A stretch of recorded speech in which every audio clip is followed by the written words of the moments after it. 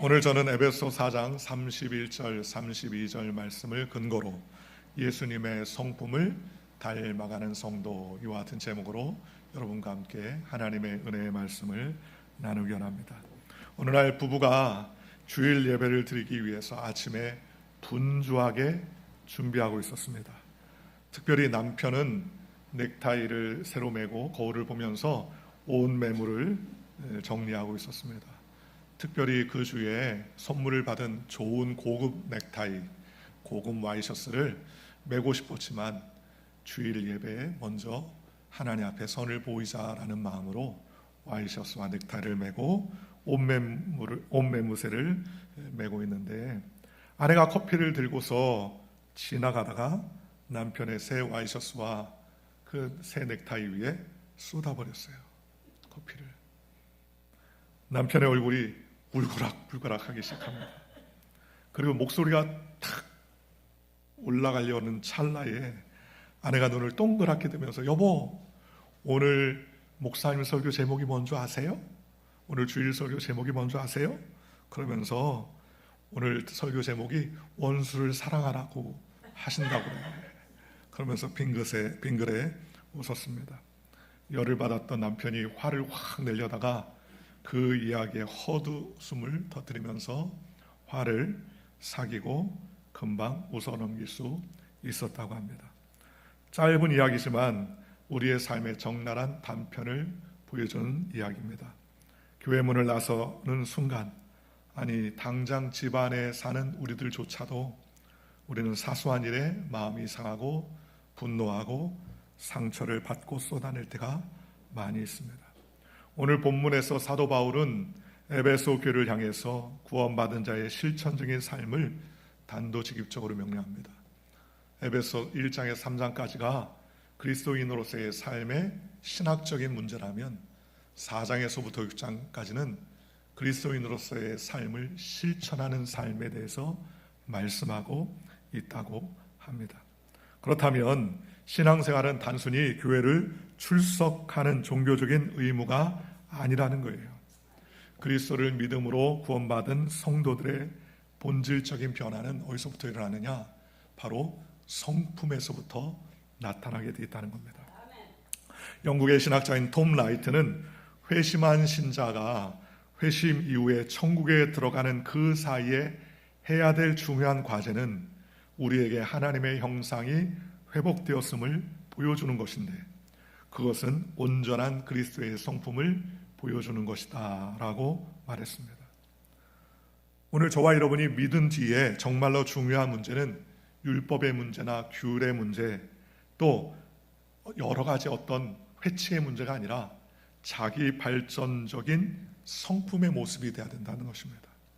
성품이 개발될 때 온전한 성품을 이루어내고, 온전한 성품을 이루어낼 때 삶의 변화된 모습이 나타나며 주님이 원하시는 복된 삶의 모습을 보여줄 수 있게 되기 때문이라는 것입니다.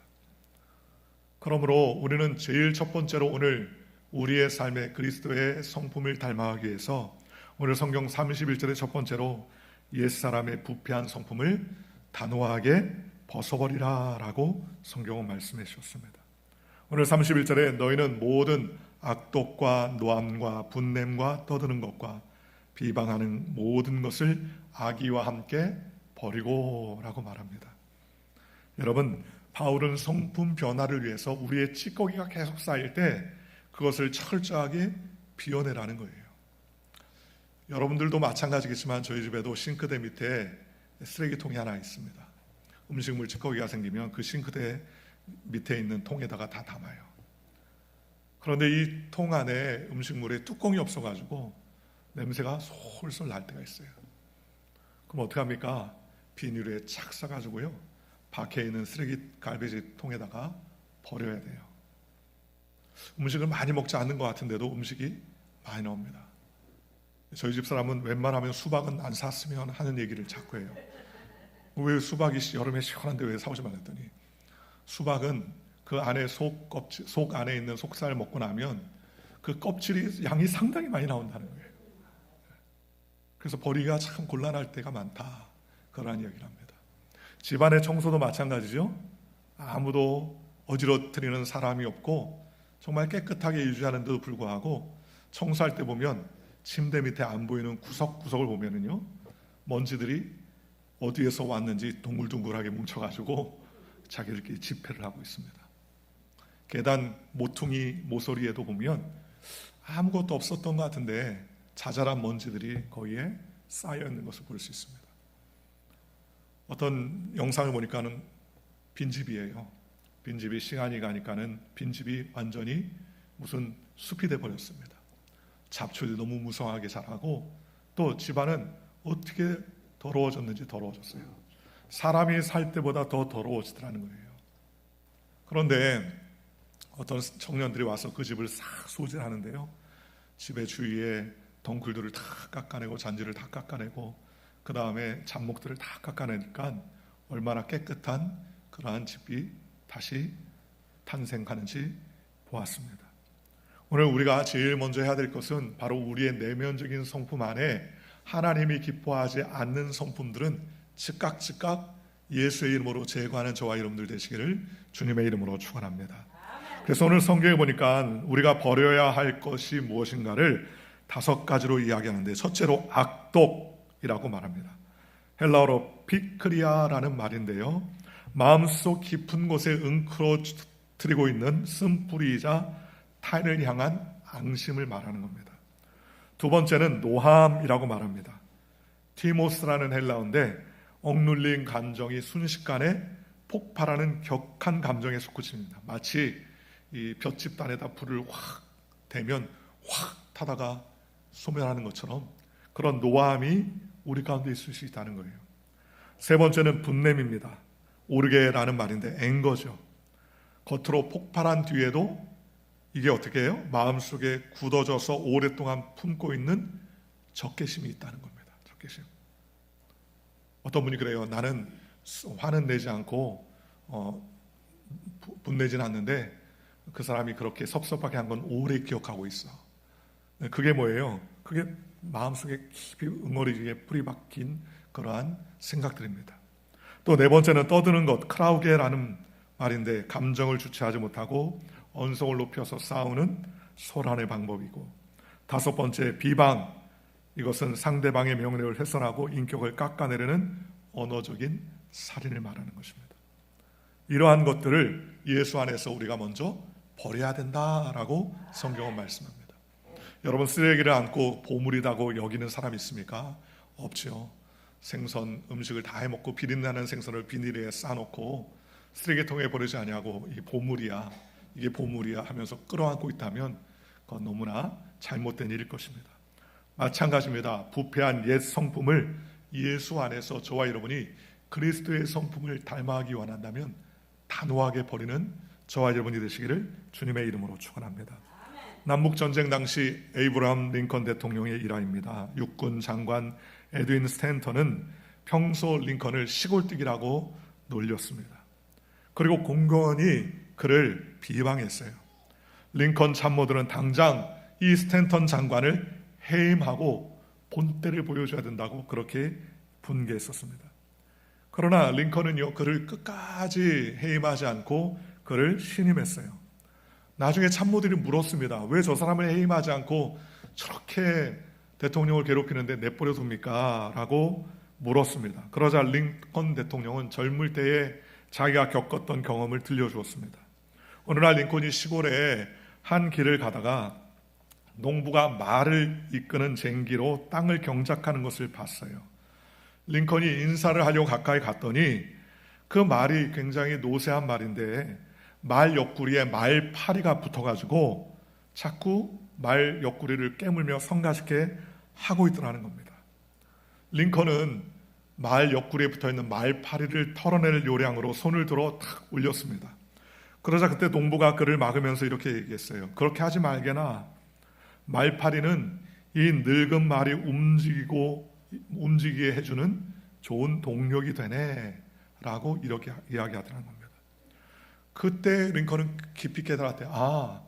움직이기 싫어하는 늙은 말도 농부가 원하는 대로 움직이게 하기 위해서 말파리라는 말 파리가 옆구리에 달라붙어 무는 것 때문에 오히려 이 늙은 말이 지치지 않고 계속 일할 수 있고 건강을 유지할 수 있는 기회가 됐구나라고 깨닫게 되었답니다. 그 위에 링컨은 자신을 반대하는 사람이 있으면 자신을 돕고 있는 사람이구나라고 생각을 하게 됐다고 합니다. 그럴수록 그는 자기를 괴롭히는 사람조차 그에게 도움이 된다고 생각을 하고 너그러워질 수 있었다는 겁니다. 훗날 링컨이 암살을 당해 죽게 되었을 때 그 시신 곁에서 밤새도록 통곡하며 여기에 역사상 가장 완벽한 통치자가 누워있다며 가장 깊이 존경을 표한 사람이 살아있을 동안 자기를 가장 많이 괴롭혔던 바로 스탠턴이라는 장관이었다고 합니다. 링컨은 자신을 향한 모욕과 비방에 분노로 맞서지 않고 그의 쓴뿌리를 가슴속에 걸러내는 영적인 품격을 보여주게 되었다는 거예요. 오늘날 저와 여러분도 마찬가지입니다. 오늘날 현대인들은 SNS나 각종 온라인 커뮤니티 단체 대화방을 통해서 익명의 방패 뒤에 숨어서 사람들을 비방하고 평가하는, 그리고 조롱하는 일에 굉장히 무감각하게 살아가고 있지 않습니까? 남들도 다 하는데 내가 하면 좀 어때? 라고 생각할 때가 많습니다. 화가 나면 솔직하게 감정을 털어놓는 것도 건강상 좋다라고 생각하는 사람들도 있습니다. 그러나 성경은 분명히 경고합니다. 내 안의 분노와 비방을 다스리지 못하면 그것은 마귀가 내 인생과 가정을 파괴하도록 멍석을 깔아주는 것과 마찬가지라는 거예요. 오늘 저와 여러분이 우리의 마음속에 악독과 분냄과 이와 같은 불길들이 타오를 때에 먹이를 주지 말고 예수의 이름으로 단호하게 내어쫓고 그리스도 안에서 떠나보내는 믿음의 백성이 되시기를 주님의 이름으로 간절히 축원합니다. 오래전에 대학교에서 들었던 설교학 시간에 들었던 이야기입니다. 남편을 일찍 잃고 어렵게 딸을 키우며 산 어머니가 있었다고 합니다. 유일한 어머니의 희망이었던 이 딸이 이제 성장을 해서 어머니의 은혜를 통해서 귀한 교수가 됐어요. 대학 교수가 됐어요. 어머니의 사랑과 희생을 아는 이 딸은 어머니의 은혜에 보답하고 싶었습니다. 어느 날 어머니에게 물었습니다. 어머니, 소원 있으면 얘기해봐요. 그러면 내가 들어줄게. 그러면서 엄마가 얘기했어요. 그러자 신앙생활을 열심히 하고 있던 엄마가 딸에게 네가 신앙을 가지고 교회를 열심히 출석하는 것이 이 엄마의 마지막 소원이란다 라고 이야기했다고 합니다. 그런데 딸은 그 이야기를 듣고서 그래 엄마, 그 정도 못해주겠어? 엄마가 나를 이렇게 귀하게 키워줬는데 내가 그 정도 못하겠어? 하면서 기꺼이 그 주일날 교회에 출석을 하게 됐다는 겁니다. 그런데 그 딸이 교회에 간 날 첫날 좋지 못한 모습을 많이 보았다는 거예요. 식당 안에서 서로 험담하는 여자들, 불의에 청탁하는 장로님이나 또 음식을 서로 먹겠다고 다투는 사람들, 그러한 사람들을 많은 사람들을 경험했습니다. 그리고 나서 집에 와서 이 딸이 엄마한테 투덜거리며 이렇게 얘기합니다. 엄마, 나 다음 주부터는 교회 안 가. 그러면서 이야기했어요. 그러면서 자기가 그 주에 가서 교회에서 봤던 여러 가지 좋지 않은 일들, 불합리한 것들을 조목조목 엄마한테 이야기하기 시작했다는 겁니다. 그런데 엄마는 그 이야기를 듣고 그 딸의 이야기를 듣고 이렇게 말했다고 합니다. 사랑하는 딸아, 엄마는 수십 년 동안 교회를 다녀도 예수님 얼굴밖에 잘 보지 못했는데 너는 단 하루 동안에 참 많은 것을 보았구나. 그러면서 예수님을 볼 줄 알아야 돼. 주님을 바라볼 줄 알아야 된다. 그러면서 격려해 주더라는 것입니다. 오늘 저와 여러분이 우리는 부패한 그런 습성을 가지고 있어요. 아담과 하와로부터 살아왔던 부패한 습성이 뭡니까? 남을 비난하고 약점 있는 자를 들추어내고 잘나가는 사람을 시기하고 질투하고 또 나에게 닥쳐있는 모든 일들을 원망하고 비평하는 일이 우리는 늘 어떻게 해요? 익숙하다는 거예요. 남을 비방하는데 여러분, 내가 남을 잘 비방하기 위해서 대학 4년제 교육을 받아야 되겠다. 나는 남들을 깔아뭉개기 위해서 내가 기술이 좀 부족하니 난 3주 세미나를 들어가야 되겠다. 그런 사람 계십니까? 안 계세요. 왜냐? 그것은 우리의 본성이 그렇게 되기 때문에 교육을 받지 않아도요, 얼마나 악한지, 얼마나 그런 습성을 쉽게 지닐 수 있는지는 우리의 본성을 통해서 잘 드러나고 있다는 것입니다. 그러니 우리는 부단히도 우리의 이와 같은 예 습성을 예수의 이름으로 끊어내고 깎아내는 믿음의 백성이 되시기를 주님의 이름으로 간절히 축원합니다. 골로새 3장 8절에 이제 너희가 이 모든 것을 벗어버리라. 곧 분냄과 노여움과 악의와 비방과 너의 입에 부끄러운 말이라 라고 말했습니다. 야고보서 1장 19절과 20절입니다. 내 사랑하는 형제들아 너희가 알지니 사람마다 듣기는 속히 하고 말하기는 더디하며 성내기도 더디하라. 사람이 성내는 것이 하나님의 의를 이루지 못함이라 라고 말씀했습니다. 오늘 저와 여러분이 버릴 것은 버리는 단호한 하나님의 백성이 되시기를 주님의 이름으로 축원합니다. 두 번째로 예수님의 성품을 닮아가기 위해서는요, 우리의 마음속에 그리스도의 속사람을 채우는 저와 여러분이 되시기를 주님의 이름으로 축원합니다. 오늘 32절 상반절입니다. 서로 친절하게 하며 불쌍히 여기라 라고 말했습니다. 내면의 쓰레기를 버리는 것으로만 부족합니다. 그렇잖아요. 여러분, 집안에 가만히 사람이 있으면 오히려 더 깨끗해지는데 사람이 없으면 깨끗해지는 것이 아니라 더 악하게 되고 더러워집니다. 왜냐하면 주인이 없기 때문에 그렇습니다. 우리의 삶도 마찬가지입니다. 빈집 상태로 두면 더 악한 영이 찾아오게 되죠. 성도는 버린 자리에 주님의 거룩한 친절과 불쌍히 여김의 성품을 채워나가는 저와 여러분이 되시기를 주 예수의 이름으로 간절히 축원합니다. 오늘 성경에는 친절하게 하며 그랬습니다. 이 친절하게 하며 라는 단어는 헬라어로 크레스토스라는 말인데 꾸며낸 예의나 그런 자세가 아니라 타인을 위해서 기꺼이 돕고 헌신적으로 자신을 내어주는 실천적인 선함을 의미합니다. 또 불쌍히 여기며 라는 말은 유스플랑크노스라는 말인데 이 말은 헬라어로 창자가 뒤틀릴 정도로 아픔을 가지고 남을 애정을 가지고 돌보아주는 것을 의미하는 거예요. 예수님께서 목자 없는 양같이 방황한 무리를 보시고 느꼈던 그 절절한 긍휼의 마음을 말씀하는 것입니다. 오늘 저와 여러분이 이런 불쌍히 여기며 친절하게 하는 그리스도의 은혜의 성품이 머물기를 주 예수의 이름으로 간절히 축원합니다. 인도의 캘커타의 빈민가에서 평생을 헌신한 마더 테레사 수녀 일화이에요. 어느 날 테레사 수녀는 며칠 동안 굶주려서 피골이 상접한 8명의 자녀를 둔 가정에 쌀 한 포대를 가지고 나아갔습니다. 그런데 그 집 어머니는 쌀을 받자 쌀을 반으로 나눠 가지고요 옆집으로 달려가더라는 거예요. 테레사 수녀가 떠나지도 않았는데 반을 잘라다가 옆집으로 가져갑니다. 갔다 온 다음에 테레사 수녀가 그에게 물었습니다. 아니 왜 귀한 쌀을 옆집에 나누어 주고 있습니까? 라고 물었습니다. 그러자 그 어머니는 담담하게 대답했습니다. 저 옆집 아이들도 우리 아이들처럼 며칠째 지금 굶고 있었거든요 라고 이야기하더라는 겁니다. 자기의 극심한 가난에서도 자기만 바라본 것이 아니라 누구를 바라봤어요? 이웃을 바라보더라는 것입니다. 먼저 불쌍히 여기는 그리스도의 마음이 그의 마음의 긍휼로 찾아오게 된다는 것입니다. 오늘 저와 여러분도 마찬가지입니다. 오늘 신앙 안에서 나만 은혜 받고 사는 것, 오늘 현대인들의 신앙에 아주 어그러진 특징들이 많이 있습니다. 나만 은혜 받고 내 가족만 복되고 나는 어려움이 없는 삶, 그것은 영적 이기주의에 불과하다는 겁니다. 참된 영성은 지식의 고상함이 아니라 고통을 당하는 이웃을 바라보며 가슴이 함께 찢어짐과 같은 경험을 하는 긍휼의 마음을 갖는 것이라고 성경은 말씀하십니다.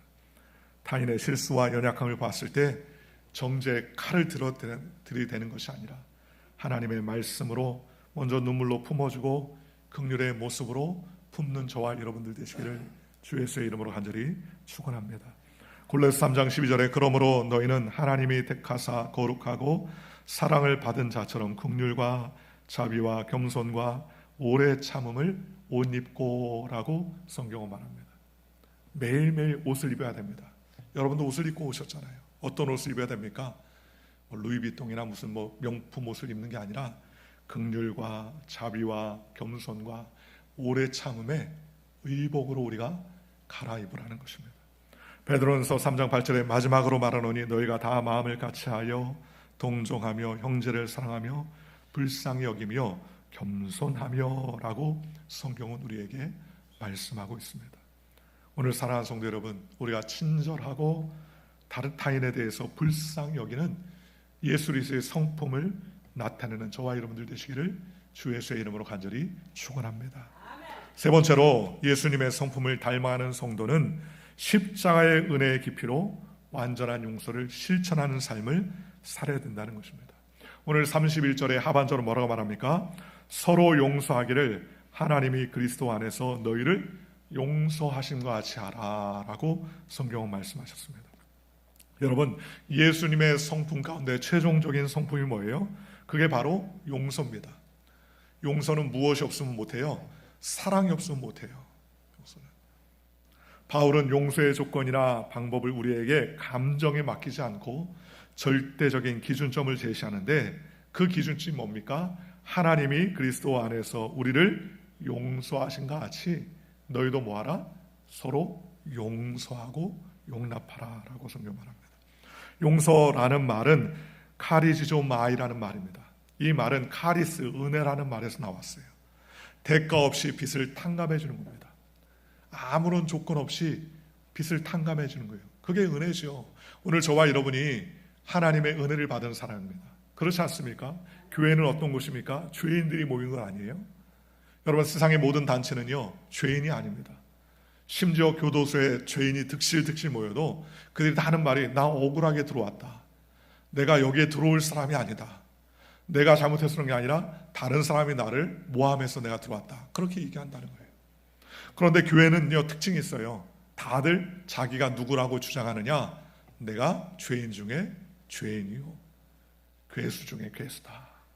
나는 하나님 앞에 죄인입니다. 천부여 의주옵소서 손들고 옵니다 라고 하나님 앞에 두 손 들고 모인 곳이 바로 교회라는 거예요. 그래서 교회는 의인들의 모임이 아니라 어떤 모임입니까? 죄인들의 모임, 부족한 자들의 모임, 연약한 자들의 모임이 바로 교회라는 것입니다. 그런 이러한 교회에서 우리가 서로 사랑하고 용납하고 용서하는 그리스도의 사랑을 경험했다면 이건 역시 우리도 그리스도의 은혜를 증거하고 나누고 베푸는 믿음의 삶을 살아야 된다는 것입니다. 천국의 섬이라는 책에 나와 있는 오래된 책이 있는데 우리나라 남쪽에 증도라는 섬이 있습니다. 이 섬의 주민 90% 이상이 교회에 나와요. 어떻게 이런 일이 있을 수 있을까요? 그것은 그 배우의 전도사님, 여자 전도사님인 문경준이라는 전사님이 계십니다. 시집간 지 얼마 안 돼서 소박을 맞고 버림을 받았습니다. 그리고 혼자 돼서 이분은 그때부터 신학을 공부하고 고향에 내려와서 순교하기까지 평생 전도사로서 그 증도라는 섬에 다니면서 영혼을 구원하는 일을 했었습니다. 문 전사님이 개척한 교회 중에 임자도라는 섬에 진리교회가 있는데 이 교회의 중심이 된 이판일 장로님의 가정이 있었는데 공산당에 의해서 가족 13명을 포함한 그 교회의 진리교회 48명이 순교당하는 일이 생깁니다. 1950년 10월 교인들이 진리교회에서 몰래 예배를 드리는데 공산당이 쳐들어왔어요. 그때에 교인들을 다 무릎 꿇게 했습니다. 누구든지 예수를 믿지 않은 사람은 손 들고 나와라, 살려주겠다라고 얘기했는데요. 그 중에서 살겠다고 손 들고 나간 사람이 단 한 사람도 없었습니다. 그러면서 그날 이판일 장로님은 하나님께 기도하기를 공산당 이 사람들이 아무것도 모르고 이런 짓을 하고 있으니 주님 용서해 주십시오 하고 기도하고 있었는데 동네에 좌익 청년들이 몰려와서 그 몽둥이로 장로님의 머리를 사정없이 내리치게 되어서 죽었습니다. 그날 밤 죽창과 몽둥이로 내리치고 찔러서 생매장한 사람들이 수백이요 그 순교한 사람이 48명이었습니다. 13명 가족이 다 죽었어요. 그런데 그 장남이 목포에 살다가 돌아왔습니다. 이인재라는 분이었는데 와보니까 아버지도 죽고 가족들이 다 죽고 아무도 없더라는 겁니다. 그 광경을 보고 사람들에게 그날 있었던 일을 전해 듣고 죽을 생각을 하고 있는데 하나님의 음성이 그에게 들려왔습니다. 사랑하더라, 원수를 사랑으로 갚으라 라는 주님의 음성을 들었습니다. 그런 그 말씀에 힘을 얻고 아버지 김판희 장로님이 78세 어린 아들 이완순을 포함해서 13가족이 순교를 당했는데 그때부터 기적이 일어났어요. 그는 용서하기 시작했습니다.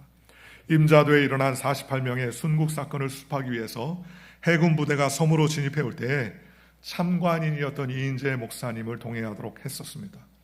반나절 동안 섬을 수색하면서 좌익을 검사하는데 이인재 목사님의 손에 태극기 마크의 완장을 차게 되는 사람은 살고 그 완장이 없는 사람은 처형을 당하는 생사의 갈림길에 있었다는 것입니다. 당시 교인들을 죽인 죄인들, 좌익들은 다 이제 죽은 목숨이라고 생각하고 있었습니다. 너무나 떨었다고 그래요. 그런데 이인재 목사가 자기 가족과 교인들을 죽였던 그 좌파 청년들을 다 용서했다는 겁니다. 나중에 정택이 목사의 증언입니다. 1959년 임자도로 이사했는데 좀 깨인 사람들은 다 진리교회를 다녔습니다. 이미 상당히 불이 붙어 있었던 때였습니다.